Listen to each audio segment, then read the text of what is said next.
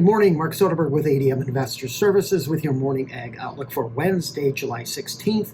Mostly higher trade across the ag space this morning. Corn and soybean prices leading the way. Corn right now up 5 to 6 cents near session highs.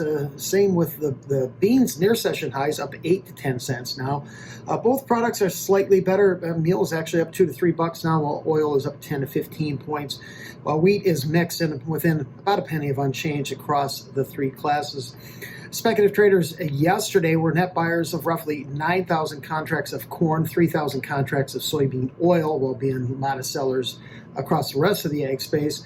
Funds now have been net buyers in corn four out of the last 5 sessions, reducing that net short position to about 184,000 contracts. Open interest did plunge just over 21,500 contracts in the corn yesterday, suggesting much of the strength was driven by speculative short covering. The rest of the ag space, however, saw a modest rise in open interest. NOPA crush yesterday at just below 186 million bushels was slightly above expectations. It would suggest census crush at about 196.5, which if realized would bring census crush for the first 10 months of the 24-25 marketing year to 2,041,000,000 bushels. To reach the USDA forecasts of 2.42 billion crush in July and August, we'll need to reach only 379 million bushels versus 377 a year ago. Bean oil stocks at 1.366 billion pounds.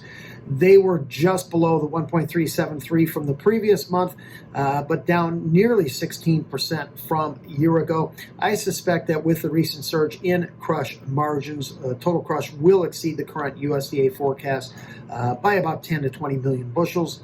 Spot board crush margins did jump another 5 cents yesterday to $1.89, with bean oil product value closing right at its modern day high at 50.7%. New crop margins advanced 6 cents to $2.13 a bushel. Weekly ethanol production later today, expected to show production last week between 317 and 323 million gallons versus 319 the previous week. Export sales tomorrow. A seasonal shift in corn demand to South America has been slow to develop this year, which has certainly benefited U.S. exports, and this is due to Brazil's second corn harvest running much slower than normal pace. As a result, Brazilian basis levels remain elevated. We'll see if this basis begins to weaken as we get into the second half of their second corn harvest. U.S. weather remains favorable into the end of July, which with much of the nation's midsection seeing rains over the next week. The exception of this is the southern plains with limited rains over the next 5 to 7 days. However, that should enable farmers in this region to about wrap up their winter wheat harvest. Temperatures across the nation look to be mostly seasonal. Resistance for D's corn is coming in at 430, the gap area left on the chart from the sharply lower open from early last week. If we can get into that and close that gap, next resistance is the 50-day moving average at 436. Corn just seems to be kind of in a corrective mode here as the recent plunge in price was quick to discount record production in both South America and Brazil and here in the U.S., which has likely shut down farmer selling as well. Spreads, however, do remain weak, with CEPTs making a new low overnight at 19 cents. Beans back above $10.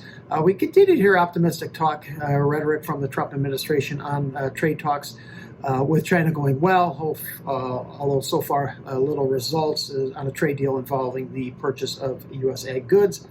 Inside trade all around for wheat overnight. It appears the Algerian purchase of just over 1 million metric tons was all sourced from the Black Sea region, with the average price coming in about $256 per ton on a CNF basis, and that's about $12 above the last purchase price. Thanks for listening, everyone, and have a great day.